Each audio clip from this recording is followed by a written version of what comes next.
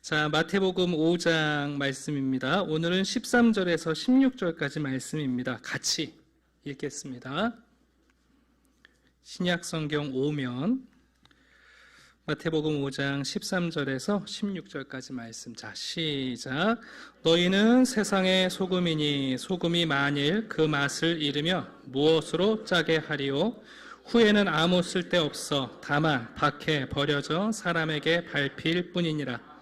너희는 세상의 빛이라. 산 위에 있는 동네가 숨겨지지 못할 것이요 사람이 등불을 켜서 말 아래 두지 아니하고 등경 위에 두나니 이러므로 집안 모든 사람에게 비치느니라. 이같이 너희 빛이 사람 앞에 비치게 하여 그들로 너희 착한 행실을 보고 하늘에 계신 너희 아버지께 영광을 돌리게 하라. 아멘. 우리는 지난주에 팔복의 말씀 마지막 박해에 대한 말씀을 들었습니다. 우리가 하나님의 자녀가 되어서 예수님처럼 생각하고 예수님처럼 말하고 예수님처럼 아름다운 태도로 예수님이 결정하신 것처럼 결정하고 살아갈 때 어쩔 수 없이 박해가 찾아옵니다. 욕을 먹고 또 억울하게 고소를 당할 수도 있고 신체적인 그리고 재산상의 불이익을 당할 수 있습니다. 그때 예수님의 세 가지 음성을 기억하십시오. 그런 일이 닥친다고 해서 놀라지 마시고, 그리고 이왕 그런 어려움이 닥치면 기뻐하고 즐거워하고, 그 다음에 하나님의 큰 약속에 상급이 있다는 것을 기억하고, 비록 우리가 하나님 앞에서 파산한 자로 시작했지만 놀랍게 하나님의 자녀가 되어 예수를 닮은 삶을 살게 됐다는 그 큰 팔복, 기복이 아니라 팔복의 신앙으로 살아가게 되시기를 다시 한번 축원합니다. 그런데 성경에는요, 하나님이 우리에게 주시는 복에 두 가지 차원이 있어요. 그것을 이제 구약 성경은 굳이 언어를 구분해서 표현하거든요. 구약 성경을 읽어보시면 한 단어는 바라크라는 단어의 복이 있고요, 또 다른 복은 에세르라는 단어를 써서 두 가지 복을 구분하고 있어요. 물론 우리 개역 성경은 그 두 단어를 정밀하게 분리하고 있지는 않습니다만, 이 바라크라는 단어를 쓸 때는 축복이라고 번역할 때가 있고, 그 다음에 에세르라는 단어를 쓸 때는 행복이라고 번역할 때가 있어요. 이 두 가지 차원의 복이 뭔가 먼저 오늘 잠깐 소개를 해드립니다. 바라크라는 하나님의 축복은 말 그대로 하나님의 자녀가 돼서 천국을 상속하는 복이에요. 이건 우리가 무엇을 해서 얻는 복이 아니라 그냥 하나님이 전적으로 우리에게 주시는 복이에요. 우리가 선택한 것도 아니에요, 우리가 결단한 것도 아니에요. 하나님이 그냥 우리에게 주시는 복이에요. 창세기 1장에는 전부 다 바라크라는 복이 나와요. 하나님께서 세상을 아름답게 지으시고 우리를 지으시고 우리에게 그냥 다 주신 거예요. 근데 이 두 번째 에세르라는 복은요, 하나님의 자녀가 된 것으로 멈추지 않고 하나님의 자녀로 살아가는 복을 얘기해요. 이것은 우리가 순종해야 되는 내용이고 우리가 결단해야 하기도 하고 우리가 그 길을 걸어가면서 그 길을 견뎌야 되는 길이기도 해요. 쉽게 말씀드리면 이스라엘 백성들이 여러분 애굽에서 탈출할 때 하나님께서 하나님의 주권으로 이스라엘 백성들을 탈출하게 하세요. 자유민을 만드십니다. 그게 일종의 바라크 축복이죠. 그런데 시내산에 도착해서 하나님이 이제는 하나님의 백성으로 살아가는 복, 십계명을 주시고 더 이상 포로 되지 말고 노예되지 말고 하나님의 자녀답게 살아가라 하시는 에세르의 복을 주시는 장면은 그 십계명 이후에 우리에게 요구하시는 복이에요. 이렇게 설명해도 어려울 수 있어요. 더 쉬운 건 이런 거예요. 아빠가 아들한테 차를 한 대 사줬어요. 바라크의 복이에요. 왜 사줬어요? 옆집 아들은 안 사줘요. 우리 아들이니까 그냥 사줬어요. 그러면 그 차를 가지고 안전하고 편리하게 운행하는 건 에세르의 복이에요. 여러분 이해가 가시죠? 그러니까 산상수훈도 팔복은 바라크의 복이에요. 우리가 하나님 앞에서 파산한 자로 시작을 해서 예수를 닮는 하나님의 자녀로 우리를 택해 주시고 부르시는 것은 하나님의 전적인 선택이에요. 그러니까 이 복은 우리가 받아야 되는 복이 아니라 이미 누리고 있는 복이에요. 자, 그런데 산상수훈의 후반부부터는 이제 에세르의 복이 나와요. 이런 팔복을 얻은 우리가 이 땅에서 얼마나 복된 자로 살아갈 것인가, 그것이 오늘 13절부터 시작되는 일종의 신약의 십계명에 대한 새로운 해석이라고 할 수 있습니다. 자, 오늘 여러분들과 함께 이 본문의 말씀을 읽었는데 사실 굉장히 유명한 말씀 아닙니까? 너희는 세상의 소금이다. 너희는 세상의 빛이다. 어떻게 생각하면 너무 익숙해서 진부해요. 제가 오늘 설교 제목을 주보를 보시면 준치와 스트레스라고 적어놨어요. 저희 부목사님이 제가 이렇게 PPT를 만들기 때문에 주보를 주었더니 목사님 설교 제목이 준치와 스트레스가 맞습니까? 제가 보통 이제 설교 제목을 붙일 때 성경 본문에서 그 본문의 중요한 구절을 그대로 제목으로 쓰는데 이번 주는 빛과 소금 그러면 벌써 여러분들이 뻔하다 그러실 수 있을 것 같아서 제 나름대로 깊이 고민하다가 준치와 스트레스라는 알 수 없는 제목을 붙여놨습니다. 왜 그 제목을 붙였는지는 설교 결론에 가서 적용해 보도록 하겠습니다. 예수님께서 우리를 소금과 빛으로 비유하신 이유는 분명히 우리가 세상과 뚜렷하게 구별되는 삶을 살아가야 할 예수님의 제자이기 때문에 그렇습니다.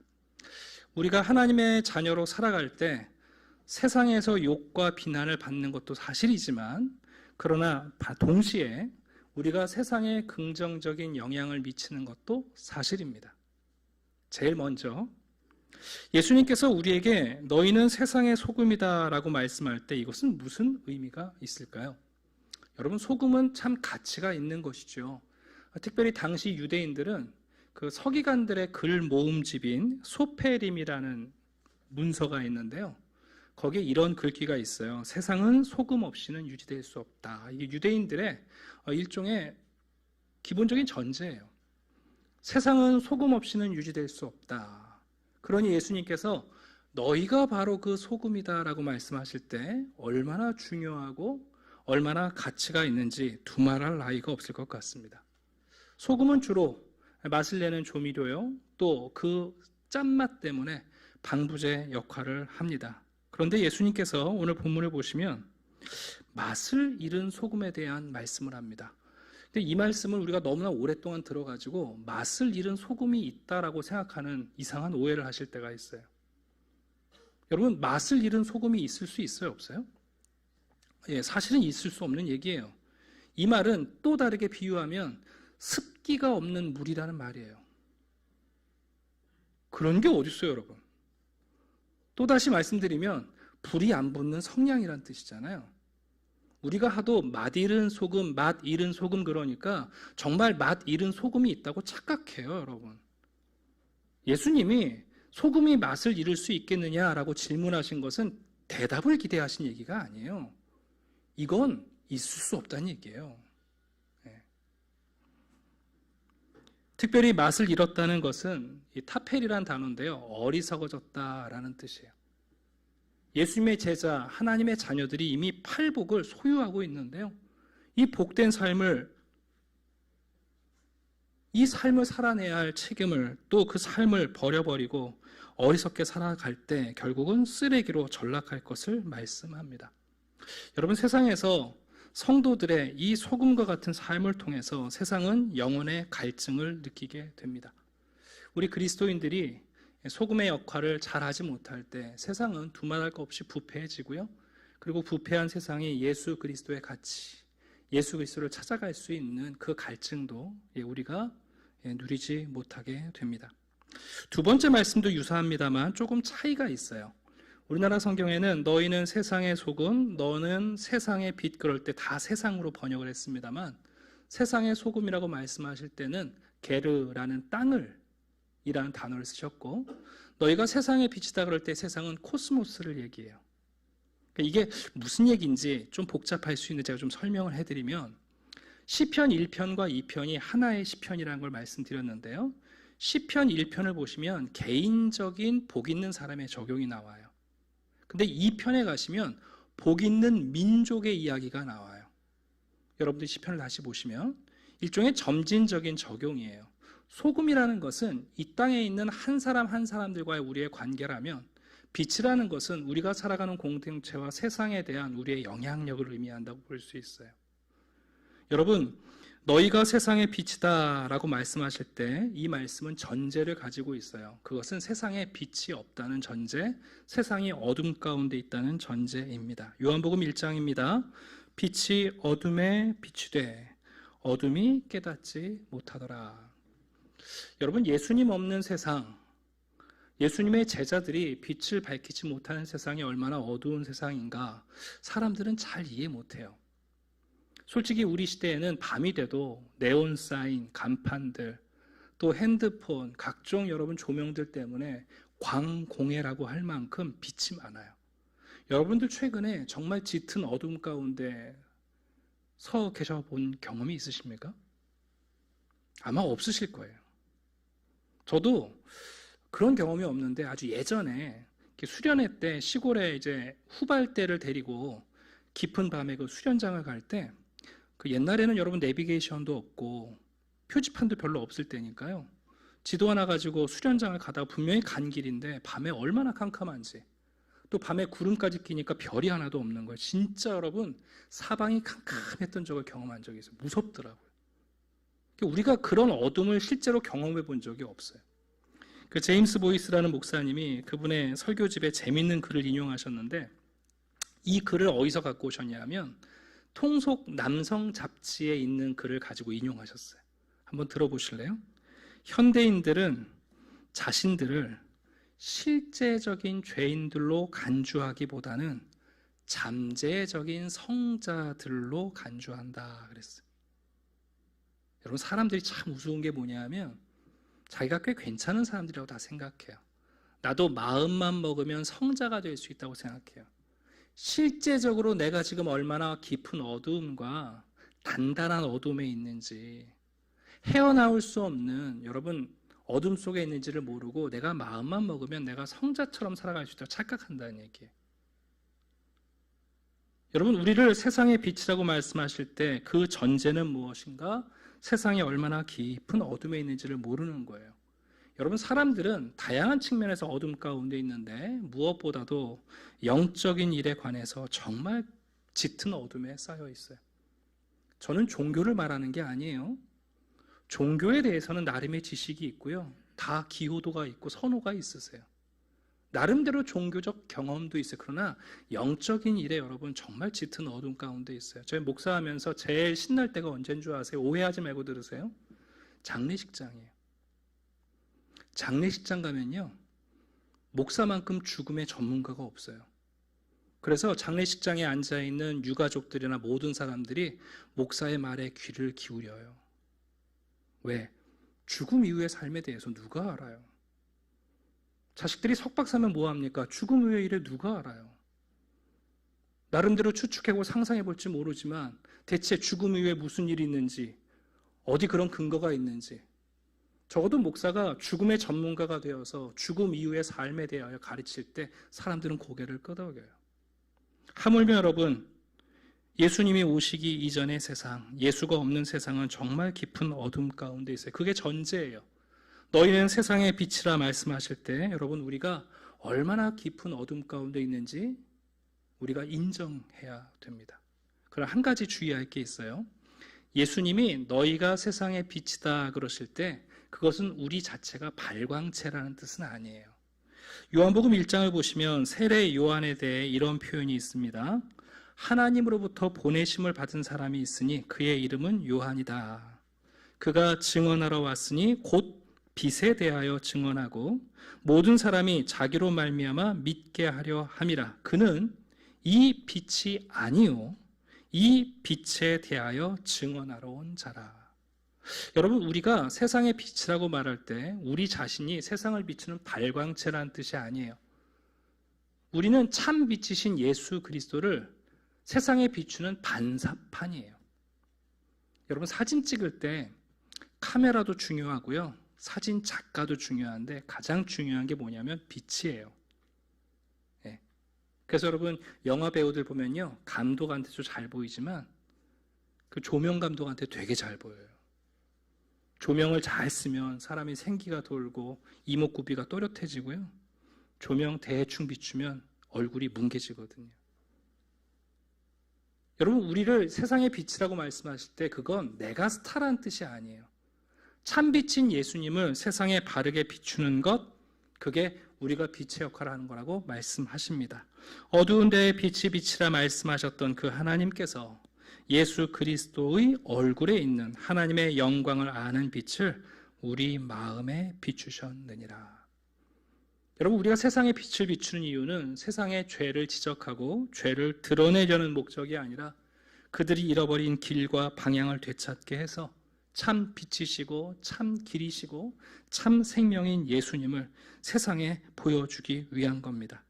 예수께서 말씀하시되 나는 세상의 빛이니 나를 따르는 자는 어둠에 다니지 아니하고 생명의 빛을 얻으리라. 그런데 오늘 본문에 보니까 다시 한번 맛이른 소금이라는 말도 되지 않는 은유를 말씀하신 예수님이 또다시 한번 말도 되지 않는 행동을 하는 사람을 보여줘요. 어떤 사람이 등불을 킨 다음에 그것을 말로 덮는다. 여기 말이라는 것은 토기로 만든 항아리를 얘기해요. 여러분, 어떤 사람이 불을 켜놓고 나서 항아리를 가지고 덮어버리는 사람이 있을까요? 등경을 켜서 등불을 켜서 말 아래 두지 않는다. 맛을 잃은 소금, 또다시 한번 말도 되지 않는 이유를 우리에게 말씀하고 있습니다. 여러분, 예수님이 너희가 소금이다 너희가 빛이다 말씀하실 때 정말 전하고 싶은 핵심은 빛과 소금이 아니라 바로 16절에 있습니다. 우리 16절 한번 같이 읽어볼까요? 자, 시작. 이같이 너희 빛이 사람 앞에 비치게 하여 그들로 너희 착한 행실을 보고 하늘에 계신 너희 아버지께 영광을 돌리게 하라. 왜 예수님은 맛을 잃은 소금, 등경을 켜서 말로 덮는 말도 되지 않는 것을 지금 얘기하시는가?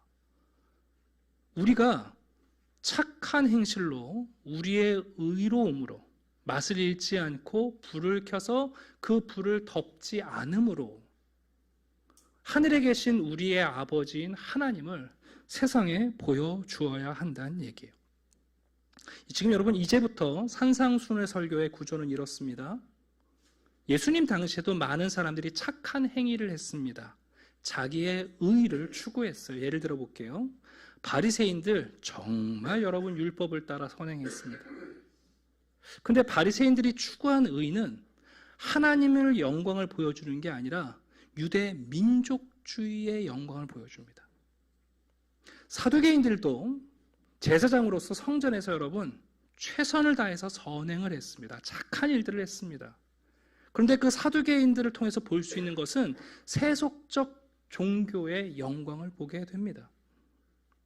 오늘날 현대인들도요, 나름대로 공의와 정의를 외치면서 착한 일을 하시는 분들이 많습니다. 그런데 여러분, 그 결과 무엇을 보여주냐 하면 자본주의의 영광을 보여줍니다. 예수님께서는 지금 무슨 얘기 하시냐면 너희가 소금이다 너희가 빛이다 말씀하실 때 우리가 행해야 하는 착한 행위는 민족주의를 보여주고 우리가 속한 교회의 목사의 영광을 보여주거나 아니면 우리 시대의 민주주의의 영광이나 자본주의의 영광을 보여주는 게 아니라 바로 우리의 하늘에 계신 우리의 아버지이신 그 하나님의 모습을 세상에 보여주는 착한 행실을 얘기해요. 한마디로 말하면 우리의 의가 바리새인보다 서기관보다 더 나아야 한다는 얘기예요. 그게 예수님이 하신 말씀이에요. 바리새인들처럼 의를 행하면 유대 민족주의는 보여줄 수 있지만 하나님은 못 보여줘요. 사두개인들처럼 의를 행하면 여러분 종교의 영광은 보여주지만 하나님은 못 보여줘요. 오늘날 현대인들 인권을 얘기하고 최소임금을 얘기하고 기업 윤리를 얘기해요. 그러나 그건 여러분 자본주의 영광을 보여줄 수는 있지만 하나님의 영광은 못 보여줘요. 예수님은 지금 우리에게 더 나은 의를 추구하라고 말씀하세요. 그게 착한 행실이고 산상수훈의 이후의 내용은 바로 십계명을 새롭게 해석하심으로 십계명을 구체적으로 실천한다는 것이 어떻게 하나님을 비춰주는지 우리에게 지금 설명하기 시작하시는 거예요. 레위기 19장을 보시게 되면 하나님께서 이스라엘 백성들을 시내산에 모아놓고 하나님의 자녀가 되는 복은 이미 주셨고 하나님의 자녀로 살아가는 복을 얘기하실 때 이렇게 선포하세요. 너희는 거룩하라. 이는 나 여호와 너희 하나님이 거룩함이라. 여러분, 이스라엘 백성들도 빛과 소금으로 부르심을 받았습니다. 이스라엘 백성들에게 하나님이 너희가 거룩하라고 말씀하십니다. 왜 그래야 되죠? 이스라엘 백성들이 거룩할 때 사람들이 이스라엘을 부르신 하나님의 거룩함을 확인하게 되기 때문에 그렇습니다. 이런 면에서 성경은 계속해서 우리와 하나님의 관계를 이렇게 설정하십니다. 너희 아버지의 자비로우심 같이 너희도 자비로운 자가 되라. 우리가 왜 자비로워야 하는가? 여러분, 하나님의 자녀된 우리가 자비를 실천할 때에라야 세상은 우리의 하늘의 아버지가 자비로운 분이라는 것을 보고 확신하게 됩니다. 그들을 진리로 거룩하게 하옵소서. 아버지의 말씀은 진리니이다. 왜 우리가 진리를 강조하고 진리를 고집하고 진리에 목숨을 걸어야 하는가? 우리가 진리를 보여줌으로 우리의 하늘 아버지가 진리의 아버지시라는 것을 보여주고 확신하게 만들기 때문에 그렇습니다. 예수께서 또 이르시되 아버지께서 나를 보내신 것 같이 나도 너희를 보내노라. 여러분, 예수님께서 사도들을 세상에 보내신 이유가 뭡니까? 바로 예수님을 세상에 보내신 하나님을 보여주려고 하는 거예요.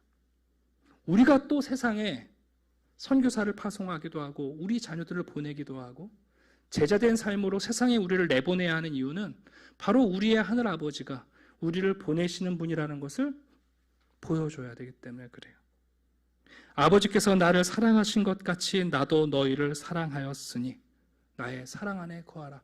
여러분, 왜 우리가 사랑해야 합니까?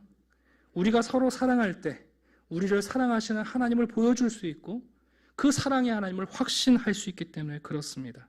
아버지께서 죽은 자들을 일으켜 살리심 같이 아들도 자기가 원하는 자들을 살리느니라. 예수님이 왜 이 땅에 오셔서 죽은 자를 살리십니까? 하나님이 하늘에 계신 우리 아버지가 죽은 자를 살리시는 분임을 보여주기 위해서입니다. 예수께서 그들에게 이르시되 내가 진실로 진실로 너희에게 이르노니 아들이 아버지께서 하시는 일을 보지 않고는 아무것도 스스로 할 수 없나니 아버지께서 행하시는 그것을 아들도 그와 같이 행하느니라. 오늘 본문에서 우리를 소금과 빛으로 비유하신 이유는 우리의 의가 바리새인들과 사두개인들보다, 아니 법을 주장했던 로마의 의보다 더 나아서 하늘에 계신 하나님 아버지 그분을 세상에 보여줌으로 영광을 돌리게 하기 위해서입니다. 마태복음 5장입니다. 하늘에 계신 너희 아버지의 온전하심 같이 너희도 온전하라. 왜 우리가 온전해야 하는가? 하늘에 계신 우리 하나님 아버지가 온전하신 분임을, 그래서 여러분 하나님께 영광을 돌리는 일을 우리가 감당해야 되기 때문에 그렇습니다. 여러분, 그리스도인들은 세상과 다른 독특한 맛을 가지고 있고 유일한 빛을 비출 수 있는 구별된 사람들입니다. 그러나 우리가 구별됐다는 것은 바로 세상 가운데 빛을 비추며 세상의 그 맛을 나누어주는 사람들로 살아가기 때문입니다. 근데 문제는 뭐냐 하면 성도들이 자기를 준치로 아는 분들이 있어요. 여러분, 우리나라 속담에 썩어도 준치라는 말이 있습니다. 그 말이 왜 나왔는가 잠깐 소개해 드릴게요. 준치라는 물고기는 청어과에 속한 바다 물고기라고 합니다. 흰살 생선으로 구분이 되고 밴댕이와 닮았으나 몸집이 매우 큽니다. 자그마치 50cm가량 되는 큰 물고기입니다. 근데 이 물고기가요, 저도 준치를 먹어본 적이 없는 것 같아요. 근데 두산 백과사전에 보면 생선 중에 가장 맛있다고 단정적으로 기술되어 있습니다. 썩어도 준치라고 했다. 들어보세요. 준치를 평생 한 번도 못 본 사람도 이 말을 한 번쯤 들었을 것이다. 낡고 헐어도 가치 있는 것을 가리킨다. 그렇다면 과연 썩은 준치를 먹을 수 있을까? 있다. 준치는 가까운 바다치고는 상당히 깊은 수심 30에서 150m 지점에 산다. 높은 수압에 적응하는 과정에서 살이 단단해지고 몸에 상처를 입거나 심지어는 죽은 뒤에도 세균이 쉽게 침투하지 못한다. 그래서 잘 썩지 않는다. 과학적으로 말하면 썩어도 준치라기보다는 썩지 않으니까 준치라고 할 만하다. 이해 가시죠, 여러분? 이 준치라는 물고기가 수심 깊이 살다 보니까 살이 단단하다는 거예요. 그래서 실제로 잘 썩지 않는 물고기래요. 썩은 것 같아도 겉만 씻어내고 먹으면 괜찮다는 거예요. 제가 왜 여러분들에게 준치를 떠올리게 하는가? 교회 안에 자기를 준치로 아는 성도들이 많아요. 준치는 썩어도 준치니까 내가 지금 이렇게 하나님 사랑하고 이렇게 신앙생활하고 이렇게 살아도 나는 썩어도 준치야 하는 성도들이 많아요. 근데 여러분은 준치 아니세요. 여러분 소금이세요. 준치는 썩어도 준치인지 모르지만 소금은 맛을 잃으면 여러분 쓰레기로 버려져요. 제가 다시 말씀드립니다. 맛을 잃은 소금이란 있을 수 없는 얘기예요. 하도 많이 듣다 보니까 나는 소금은 소금인데 맛을 잃은 소금이야 하고 자기의 정체성을 생각하세요. 여러분 준치 아니세요. 오늘날 한국교회에 얼마나 많은 그리스도인들이 있습니까? 다 준치 같아요. 얘기 들어보면 썩어도 준치래요. 과거 얘기하시면서 난 썩어도 준치야.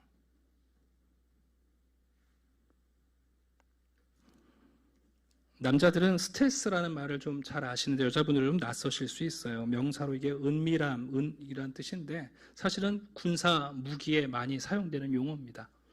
여러분 군사 무기 가운데 적국의 무기들을 감지하는 게 두 가지 기계가 있거든요. 하나는 레이더고 하나는 열 감지, 적외선 탐지하는 건데요. 스텔스라는 이 기능을 장착한 무기들은 레이더에도 안 잡히고 열 감지에도 안 잡히는 무기들을 스텔스라고 표현해요. 보통 전투기 가운데 가장 첨단의 전투기들이 스텔스 전투기라고 이름을 붙이죠. 레이더에도 안 잡히고 그리고 여러분 열 감지에도 안 잡히는 거예요. 여러분 등을 켜서 말 아래 감춘다는 것은 마치 스텔스 그리스도인으로 살아가는 거죠. 여러분 생활하시다가 혹시 직장에서 어느 날 문득 대화하다가 교회 다녔어? 네. 언제부터? 모태신앙인데요. 진짜? 그동안 레이더에 안 걸렸어요? 열 감지도 여러분 감지가 안 됐어요. 지금 예수님이 하실 말씀이 그거예요. 야, 너희들 준치라고 생각하느냐? 준치 아니다. 너희들 스텔스 첨단 무기냐? 아니다. 우리에게 말씀하시는 건 바리새인들보다 더 나은 의, 사두개인들보다 더 나은 의. 오늘날 인권 운동을 하고 별의별 여러분 NGO 단체에서 일하는 사람들보다 더 나은 의. 그래서 그들은 기껏해야 민족주의, 기껏해야 자본주의, 민주주의의 영광을 보일지 모르지만 여러분 우리 그리스도인들은 하늘에 계신 우리 아버지의 영광을 보여주는 사람이 되라는 뜻이에요. 그래서 지금부터 유대인들과 바리새인들이 잘못 해석한 10계명을 예수님이 하나하나 하나님의 백성으로 살아가는 바른 복을 위해서 그 해석을 해주고 계신 거예요. 말씀을 마치려고 합니다. 우리 한샘교회 성도님들, 습기 없는 물, 불에 안 붙는 성냥. 여러분 하나님의 말씀을 아무리 들어도 성령께서 아무리 우리를 감동하셔도 불이 안 붙는 성냥 같은 성도들. 언제 불이 붙을 거예요? 언제 여러분 우리가 하나님에 대해서 열정적으로 사랑해 볼 거예요? 어떻게 여러분 불이 안 붙는데 성냥이라고 할 수 있죠? 머리에 예수의 붉은 피, 페인트 칠하고 나면 성냥입니까? 불이 붙어야죠. 자기 안에 불이 없는데 어떻게 세상에 불을 던집니까, 여러분? 그러면서 말하는 게 뭐냐 하면 나는 맛을 잃은 소금일 뿐이야. 난 썩어도 준치야. 세상에 여러분 적당히 살아가기 위해서 레이더 피해가며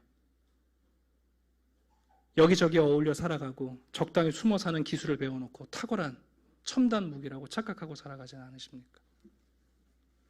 예수님이 우리를 세상의 소금과 빛이라고 말씀하신 것은 더 나은 의를 통하여 하늘에 계신 우리의 아버지의 영광을 보여주라는, 제대로 반사하고 어둠 가운데 길을 잃은 사람들에게 길을 비춰주고 어둠 가운데 여러분 생명을 잃은 사람들에게 참된 생명을 보여주고 진짜 빛이 어디 있는지를 보여주라고 말씀하심입니다.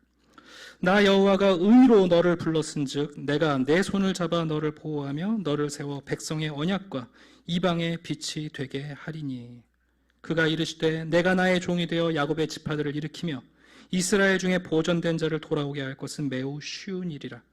내가 또 너를 이방의 빛으로 삼아 나의 구원을 베풀어서 땅끝까지 이르게 하리라. 여러분, 소금과 빛으로 살아가는 일 어려운 일이 아니에요. 내가 스타가 되려고 하고 내가 녹아지려고 하니까 여러분 어려운 일인 것 같죠? 아닙니다, 여러분. 우리에게 이미 주신 그 복을 구현하며 살고, 그리고 여러분 우리에게 주신 예수 그리스도를 잘 비추면요 결코 어려운 일이 아닙니다. 오늘 너희는 세상의 소금이다, 너희는 세상의 빛이다 라는 말씀을 내가 준치로 살아가지 않았나, 내가 스트레스가 되지 않았나, 새로운 비유로 들으시면서 우리 안에 뜨거운 불과 새로운 빛을 발견하게 되시기를 주님의 이름으로 축원합니다. 아멘. 기도하겠습니다. 아버지 하나님, 감사합니다. 하나님을 아버지라 부르는 자녀들이 되었습니다. 우리에게 이 큰 권세와 그리고 사랑을 더하여 주십니다. 하나님이 기대하시는 것 하나, 세상에 나아가 하나님을 아버지라 부르며 하나님을 세상에 보여주고 하나님의 자녀의 이 맛을 잃지 말라는 주님의 사랑의 격려인 줄 믿습니다. 너희는 세상의 소금이다, 맛을 잃지 말아라.